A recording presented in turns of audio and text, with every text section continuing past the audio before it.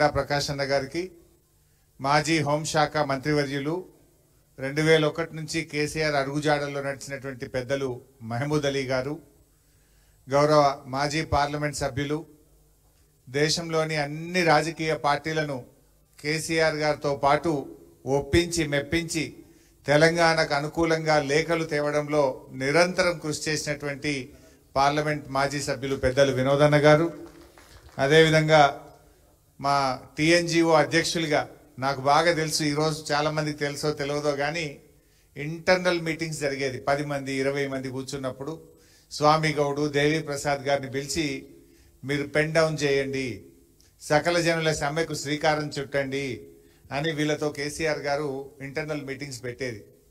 మరి సక్సెస్ అవుతుందా, ప్రభుత్వం ఎట్లా స్పందిస్తుంది, ఏమవుతుంది అని రాత్రులు మాట్లాడేవారు. అలాంటి కీలక సమావేశాల్లో తమ ఉద్యోగం కంటే తెలంగాణ ఉద్యమమే ముఖ్యమని కృషి చేసినటువంటి వారిలో ఒకరు దేవి ప్రసాద్ అన్న గారు, పెద్దలు రావుల చంద్రశేఖర్ రెడ్డి అన్న గారు, సోదరిమణి సునీత గారు, మా మిత్రులు క్రాంతి గారు, మరి అదేవిధంగా వెంకటేశ్వర రెడ్డి గారు. ఇవాళ డిసెంబర్ 9, ఈరోజు చెంచల్గూడ జైల్లో ఉన్నాడు తమ్ముడు, ఆనాటి విద్యార్థి విభాగం అధ్యక్షుడు ఎర్రోళ్ళ శ్రీనివాస్. ఉద్యమంలో అరెస్ట్ అయ్యి తెలంగాణ ప్రకటన వచ్చినప్పుడు జైల్లో ఉన్నాడు. తెలంగాణ ఉద్యమంలో అరెస్ట్ అయ్యి జైల్లో ఉన్న తమ్ముడు ఎర్రోళ్ళ శ్రీనివాస్ గారు, మరొక విద్యార్థి అధ్యక్షుడు తమ్ముడు గెల్లు శ్రీనివాస్ యాదవ్ గారు, బాలు గారు, రాకేష్ రెడ్డి గారు, ఇంకా మా బాలరాజ్ యాదవ్ గారు, విజయ్ కుమార్ గారు, కిషోర్ గారు, ఇంకా సీనియర్ చాలామంది ఉన్న రాకేష్, అందరికీ మా చెల్లెళ్ళు, తమ్ముళ్ళు, ఉద్యమకారులు, పార్టీ సీనియర్ నాయకులు, మీడియా మిత్రులు, కార్పొరేటర్లు అందరికీ పేరు పేరున నమస్కారం తెలియజేస్తా ఉన్నా. జూలూరి అన్నగారికి మరి వారైతే ఎన్నో పుస్తకాల రూపంలో గౌరీశంకర్ అన్న కాంట్రిబ్యూషన్ ఉద్యమంలో చాలా గొప్పది, వారికి ప్రత్యేకమైన నమస్కారం. అయితే ఈరోజు ఈ డిసెంబర్ 9 అనేది చరిత్ర పుటల్లో సువర్ణాక్షరాలతో లిఖించదగిన రోజు.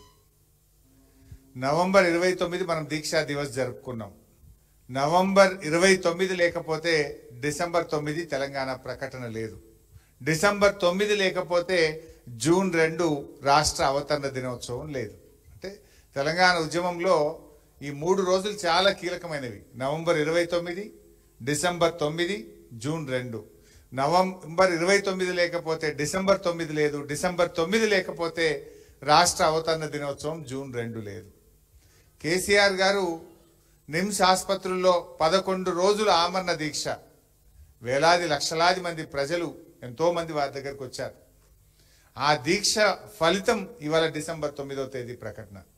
ఇవాళ కొంతమంది మూర్ఖులు మాట్లాడుతున్నారు కాంగ్రెస్ నాయకులు, కేసీఆర్ దీక్షనే లేకపోతే డిసెంబర్ 9 అర్ధరాత్రి చిదంబరం ప్రకటన వచ్చేదా, దీక్ష చేయకపోతే ఢిల్లీ దిగొచ్చేదా? కేసీఆర్ దీక్ష ఫలితం, అమరుల త్యాగ ఫలితం నేటి తెలంగాణ రాష్ట్రం. దీక్షే లేకపోతే తెలంగాణ ప్రకటనే రాదు. ఈ ప్రకటన వచ్చిందంటే కేసీఆర్ పోరాటం, కేసీఆర్ దీక్ష. ఇవాళ ఎవరెవరో ఏదో మాట్లాడుతుండొచ్చు, కానీ కేసీఆర్ గారు నిజంగా ఇవాళ చరిత్ర అంటూ మాట్లాడితే, తెలంగాణ ఉద్యమ చరిత్రలో మాట్లాడితే కేసీఆర్ అంటే పోరాటం, కేసీఆర్ అంటే త్యాగం. రేవంత్ రెడ్డి గురించి కూడా తెలంగాణ ఉద్యమం గురించి చెప్పాలంటే, రేవంత్ అంటే వెన్నుపోటు, రేవంత్ అంటే ద్రోహం. తెలంగాణ ఉద్యమానికి ద్రోహం చేసిన వ్యక్తి ఎవరైనా ఉన్నారంటే రేవంత్ రెడ్డి, వెన్నుపోటు పొడిచిన వ్యక్తి ఎవరైనా ఉన్నారంటే రేవంత్ రెడ్డి. ఎందుకంటే రాజీనామాలు చేయండి అంటే జిరాక్స్ కాగితాలు ఇచ్చిన వ్యక్తి. అరే ఉద్యమానికి గెలిచి రావయ్యా అంటే జై తెలంగాణ నుండి తుపాకీ పట్టుకొని కాలుస్తా అని రైఫిల్ పట్టుకొని బయలుదేరిన రైఫిల్ రెడ్డి రేవంత్ రెడ్డి. అంటే రేవంత్ అంటే ద్రోహం, రేవంత్ అంటే వెన్నుపోటని రాయాలి. తెలంగాణ ఉద్యమ చరిత్ర అంటూ రాస్తే రేవంత్కు ఉన్నటువంటి స్థానం ఒక ద్రోహం, ఒక వెన్నుపోటు. ఇలా ఆయన తెలంగాణ తల్లిని మారుస్తుండు. ఇలా రాష్ట్ర వ్యాప్తంగా తెలంగాణ తల్లిని మార్చి కలెక్టరేట్లలో ఒక రేవంత్ రెడ్డి సృష్టించిన తల్లిని పెడతా ఉన్నాడు. ఇలా తెలంగాణ తల్లి అనేది తెలంగాణ ఉద్యమంలో తెలంగాణ భావోద్వేగాల మధ్య, పోరాటాల మధ్య పుట్టిన తల్లి తెలంగాణ తల్లి. ఆ తెలంగాణ తల్లి అసలైన తెలంగాణ తల్లి. ఆ తల్లిని తెలంగాణ ప్రజలు ఊరూరా వాడవాడ వాళ్ళే సొంతంగా పెట్టుకున్నారు. రాష్ట్రంలో కొన్ని వేలాది తెలంగాణ తల్లి విగ్రహాలు ఉన్నాయి, వేలాది తెలంగాణ తల్లి విగ్రహాలు ఉన్నాయి. అది ప్రజలు పెట్టుకున్న తల్లి, భావోద్వేగాల మధ్య పెట్టిన తల్లి, తెలంగాణ అస్తిత్వానికి ప్రతిరూపం ఆ తెలంగాణ తల్లి. కానీ ఇలా రేవంత్ రెడ్డి ఆ తెలంగాణ తల్లిని మార్చి ఈయన ఒక నకిలీ తల్లిని సృష్టించిండు. ఇలా ఆనాడు ఉద్యమంలో పుట్టిన తెలంగాణ తల్లి దీవెనలతో ఆశీర్వాదంతోనే ఇవాళ తెలంగాణ రాష్ట్రం ఏర్పడ్డది. కానీ నువ్వు ఆ తల్లిని మార్చే హక్కు ఇవాళ రేవంత్కి లేదు. నువ్వెన్నడూ ఉద్యమంలో పాల్గొనలే, నువ్వెన్నడూ జై తెలంగాణ అనలే, నువ్వెన్నడూ జైలుకు పోని రేవంత్ రెడ్డికి తెలంగాణ ఉద్యమంలో పుట్టిన తల్లిని మార్చే హక్కు ఉన్నదా? ఇవాళ తెలంగాణ ప్రజలకు ఉద్యమంలో ఆనాడు కేసీఆర్ నాయకత్వంలో పుట్టిన తెలంగాణ తల్లే మా తల్లి అని తెలంగాణ ప్రజలు అనుకుంటున్నారు. ఇవాళ రేవంత్ సృష్టించిన తల్లి నకిలీ తల్లి. ఆ తల్లి చేతిలో నుంచి బతుకమ్మని తీసేసిండు. తల్లి చేతిలో బతుకమ్మ లేని తల్లి తెలంగాణ ప్రజలకు బతుకునివ్వదు, భరోసానివ్వదు. రేవంత్ మాట్లాడిండు, ఏమన్నాడు ఆ రోజు? అరే నన్ను గెలిపింది, తలరాతలు మారుస్తా, నేను మార్పు తెస్తా, తెలంగాణ ప్రజల తలరాతలు మారుస్తా అన్నాడు. తలరాతలు మార్చలేదు కానీ తెలంగాణ తల్లిని మాత్రం మార్చిండు. ఇంతే నువ్వు మార్చింది ఏమైనా ఉంటే. నువ్వు ఏం మార్చినావు 2 ఏళ్లల్లా? ఇలా ఎరువుల కొరత తెచ్చినావు, విత్తనాల కొరత తెచ్చినావు, ధరలు పెంచినావు, కరెంటు కోతలు తెచ్చినావు, రైతు బంద్ ఎగ్గొట్టినావు, రైతు బీమాకు డబ్బులు కట్టవు, మహిళల్ని ఆగం చేసినావు, మొత్తం రాష్ట్రాన్ని ఆగం చేసిండు. ఇలా తెలంగాణ అస్తిత్వాన్ని దెబ్బతీస్తున్నాడు రేవంత్ రెడ్డి. నిజానికి ఇలా తెలంగాణ రాష్ట్ర ప్రభుత్వ చిహ్నంలో ఉన్నటువంటి కాకతీయ తోరణం తొలగిస్తా అంటాడు, చార్మినార్ను తొలగిస్తా అంటాడు, తెలంగాణ తల్లిని మార్చేస్తాడు. నువ్వు తెలంగాణ అస్తిత్వాన్ని దెబ్బతీస్తున్నావు. మొన్నెప్పుడో రామోజీ ఫిలిం సిటీకి పోయిండు. ఆడబోయి అంటాడు, రవీంద్ర భారతి అవార్డుల కంటే రామోజీ ఫిలిం సిటీ అవార్డే గొప్పదట. ఇది తెలంగాణ అస్తిత్వాన్ని దెబ్బతీయడం కాదా? రవీంద్ర భారతిలో ఏ అవార్డులు ఇస్తాం? దాశరథి గారు అవార్డు ఇస్తాం, కాళోజీ గారు అవార్డు ఇస్తాం, గద్దరన్న అవార్డు ఇస్తాం. అంటే తెలంగాణ ఉద్యమ ప్రతిరూపం, తెలంగాణ జాతి గర్వించదగ్గ కాళోజీని చిన్న చేసి మాట్లాడతావు, దాశరథి గారిని చిన్నగా చేసి మాట్లాడతావు, గద్దరన్న అవార్డును చిన్నగా చేసి మాట్లాడి ఫిలిం సిటీ అవార్డే గొప్పగున్నదని మాట్లాడితే రేవంత్ రెడ్డి తెలంగాణ ద్రోహి కాదా? ఇది తెలంగాణ అస్తిత్వాన్ని దెబ్బతీయడం కాదా?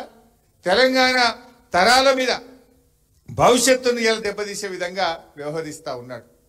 మరి ఇవన్నీ విషయాల పట్ల కూడా మనం జాగ్రత్తగా ఉండాలి. సరే, ఆ గ్లోబల్ సమ్మిట్, ఆ కథలు ఇంకా చాలా ఉన్నాయి చెప్పేటి, ఇది సందర్భం కాకపోవచ్చు. అయితే ఒకటి నిన్న చూస్తుంటే గుర్తొచ్చింది, అదేంది ట్రంప్ రోడ్ అని పెడతారట హైదరాబాద్లో. అని ఎందుకే ట్రంప్ రోడ్ పెడతావు? మన తెలుగు పిల్లలను, మన విద్యార్థులను బేడీలేసి జైళ్ళలో పెట్టినందుకు ట్రంప్ రోడ్ పెడతావు హైదరాబాద్లో? ట్యాక్సీలు పెంచి, టారిఫ్లు పెంచి మన దేశాన్ని ఇబ్బంది పెట్టి, మన దేశంలో ఇవాళ వ్యాపార సంస్థలు మూతబడి పిల్లల ఉద్యోగాలు ఊడగొట్టినందుకు ట్రంప్ పేరు పెడతావా? ఏం చేసిండు ట్రంప్? ఇలా మన పిల్లలు హైదరాబాద్ అమెరికాలో ఉద్యోగాలు రాక నానా ఇబ్బందులు పడుతున్నారు. విద్యార్థులకు ఫీజులు పెంచిండు ట్రంప్, చదువుకోవడానికి అమెరికా పోకుండా ఫీజులు పెంచిండు. ఫీజులు పెంచి, బేడీలేసి, మీ టారిఫ్లు పెంచి భారతదేశాన్ని ఇబ్బంది పెడుతుంటే ఈయనట ట్రంప్ రోడ్డు పెడతాడట. ఇది భారతీయులను అవమానించడం, ప్రజలను అవమానించడం. ఎవడన్నా ట్రంప్ పేరు పెడతాడు? ట్రంప్ అంటాడు మన నోట్బుక్ ఎత్తగొడుతున్నాడు, మన టారిఫ్లు పెంచుతుండు, బేడీలేసి మన పిల్లల్ని అవమానపరిచి అత్యంత అవమానకరంగా మన పిల్లల్ని దేశం నుంచి ఎల్లగొడుతుంటే, జైళ్ళలో పెడుతుంటే వాని పేరు పెడతా అంటే అసలు నువ్వు ఏం మనిషివి? నీకేమైనా సోయి ఉందా లేదా? నాకైతే అర్థమవుతలేదు. ఇంకా చాలా విషయాలు ఉన్నాయి, అవి సమ్మిట్ది మళ్ళీ మాట్లాడుకుందాం. కానీ ఉద్యమానికి వస్తే మా వినోదన్న ఒక మంచి పాయింట్ చెప్పిండు. కాంగ్రెస్ వాళ్ళు సోనియా ఇచ్చింది అంటుండ్రు. నిజంగా మరి డిసెంబర్ 23 కూడా మనం తెలంగాణ విద్రోహ దినాన్ని 21 కదా 23 కూడా మనం విద్రోహ దినం జరపాలి. అప్పుడు కూడా సోనియమ్మ తెలంగాణ ఎగబెట్టింది, ఇచ్చిన తెలంగాణ వెనుకకు తీసుకున్నదనే చర్చ కూడా మనం ప్రజల్లో పెట్టాలి. ఇవాళ ఇదే రేవంత్ రెడ్డి ఏమన్నాడు? సోనియా గాంధీ బలిదేవత అన్నాడు. 500 మంది పిల్లల చావుకు కారణం సోనియా గాంధీ. ఇచ్చిన తెలంగాణ వెనక్కు తీసుకోవడం వల్లనే ఈ పిల్లలు బలిదానాలు చేసుకున్నారని మాట్లాడిన రేవంత్ రెడ్డి ఇవాళ మాట మార్చిండు. అది నోరో మోరో నాకైతే తెలియదు. అప్పుడు బలిదేవత అంటాడు, ఇవాళ దేవతనట. ఆమె పుట్టినరోజు కనుకనే తెలంగాణ తల్లిని మార్చి పారేసిన అంటాడు. మార్చే హక్కు నీకెక్కడిది? నువ్వేనా జై తెలంగాణ అంటే, నువ్వు ఉద్యమంలో పాల్గొంటే, తెలంగాణ భావోద్వేగాలు నీకు తెలిసి ఉంటే, తెలంగాణ పోరాటంలో నీ భాగస్వామ్యం ఉంటే నువ్వు ఆ తల్లిని మార్చేవాడివి కాదు. నీకు అవగాహన లేనటువంటి వ్యక్తివి. అందుకే ఇవాళ తెలంగాణ తల్లిని మారుస్తున్నావు, తెలంగాణ చిహ్నాలు మారుస్తున్నావు, తెలంగాణ ఉద్యమ చరిత్రను దెబ్బతీసే విధంగా వ్యవహరిస్తున్నటువంటి పరిస్థితి. ఒక తమ్ముడు యాదిరెడ్డి, నేను ఢిల్లీ పోయిన ఆ రోజు, యాదిరెడ్డి అనే తమ్ముడు ఇచ్చిన తెలంగాణ సోనియా గాంధీ వెనక్కి తీసుకున్నది.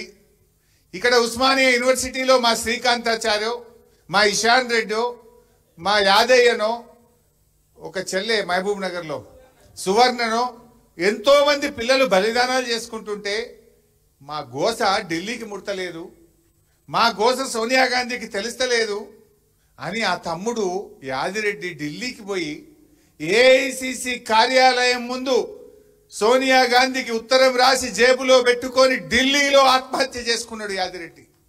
ఓ సోనియమ్మ, మా బలిదానంతోనైనా కళ్ళు తెరువు, ఇచ్చిన తెలంగాణ బిల్లు పెట్టు అని చెప్పి యాదిరెడ్డి ఢిల్లీకి పోయి సోనియమ్మ పేరు మీద ఉత్తరం రాసి ఏఐసిసి కార్యాలయం ముందు ఆత్మహత్య చేసుకున్నాడు. ఆ తమ్ముడి శవాన్ని దేవాలని రాత్రికి రాత్రి వినోదన్న గారు, కేటీఆర్ గారు, ఈటల రాజేందర్ గారు, మేము నలుగురం అర్ధరాత్రి ఢిల్లీకి పోయినాం. పోయి ఆసుపత్రి ముందు నిలబడి ఆ శవాన్ని తెద్దామని మేము ప్రయత్నం చేస్తూ ఉన్నాం. తెలంగాణ భవన్కు పంపిస్తాం, అక్కడ ఢిల్లీలో ఉండే ఏపీ భవన్కు శవాన్ని పంపిస్తాం అని పోలీసు వాళ్ళు మాకు చెప్పారు. మేము ఏపీ భవన్కు పోయి అక్కడ మేమందరం ఉన్నాం. ఆ రోజు నిర్మలా సీతారామన్, ఇవాళటి ఆర్థిక శాఖ మంత్రి, ఆనాడు ఆమె బీజేపీ స్పోక్స్ పర్సన్, ఆమె కూడా ఏపీ భవన్కి వచ్చి నిలబడ్డది. జస్టిస్ సుదర్శన్ రెడ్డి గారు, అప్పుడు సుప్రీంకోర్టు జస్టిస్ ఆయన, వారు కూడా ఏపీ భవన్కి వచ్చి నిలబడ్డారు యాదిరెడ్డి మృతదేహానికి శ్రద్ధాంజలి ఘటిద్దామని. మేమందరం అక్కడ ఉన్నాం. కానీ ఆనాటి సమైక్య పాలకులు ఆ ఏపీ భవన్ నుంచి ఒక ఉత్తరం ఇచ్చారు, శవాన్ని ఏపీ భవన్ తేవద్దు, అట్నుంచి అటే విమానాశ్రయానికి పంపండి, లేదా అట్నుంచి అటే దాన్ని మార్చురీకి దానికి పంపించేయండి అని చెప్పి. మాకెంత ఆవేశం వచ్చింది, ఎంత బాధ కలిగింది.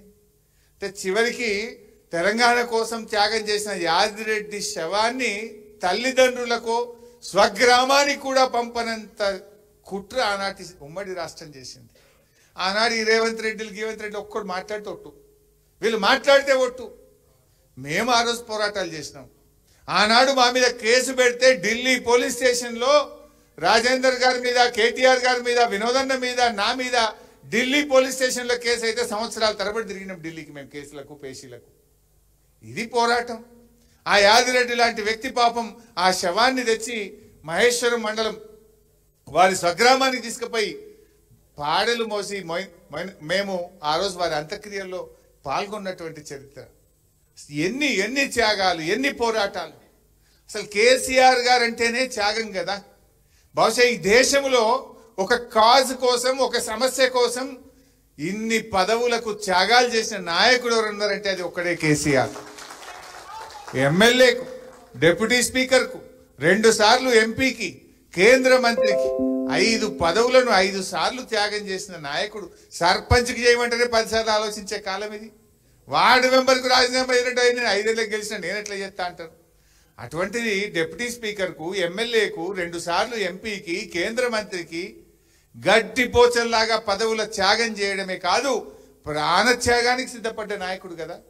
నిమ్స్ ఆసుపత్రిలో ఆయన ఉన్నప్పుడు ఓ రోజు నేను పోయి, డాక్టర్లు వచ్చి నా క్లాస్మేకుడు, మేమందరం అటుంటే, మీ ఇష్టం పోయి, ఆయన సోడియం లెవెల్స్ తగ్గుతుంది, క్యాల్ పోతుంది, ఆయన కిడ్నీలు ఫెయిల్ అయిపోతాయి, తర్వాత ఏం చేసినా మనిషి చేయికి రాడు, మనిషి మర్చిపోతున్నాడు, గుర్తుపడతలేడు, కిడ్నీలు ఫెయిల్ అయిపోతాయని డాక్టర్లు వచ్చి రూమ్లో మా క్లాస్ వీక్తుండ్రు.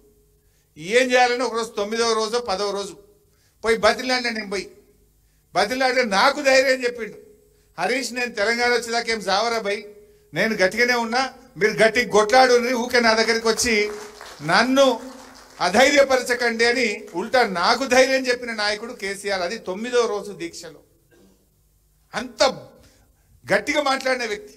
నిమ్స్ డాక్టర్లు పోయి 10వ రోజు, సార్ మీ పరిస్థితి చేయి, అప్పుడు ఆ రోజు ఎగురుతున్నాడు బాడీ, బెడ్ మీద నుంచి దాదాపు అర్ధ ఫీట్ ఎగురుతుంది. ఇట్లా దొరకబట్టి ఇద్దరు కాళ్ళు దొరకబట్టి ఇద్దరు చేతులు దొరకబట్టి ఓ నడుము దొరకబడితే తప్ప బాడీ ఆగుతలేదు. అది ఇట్లా ఎగురుతుంది మంచం మీద. 11వ రోజు పొద్దున డాక్టర్లు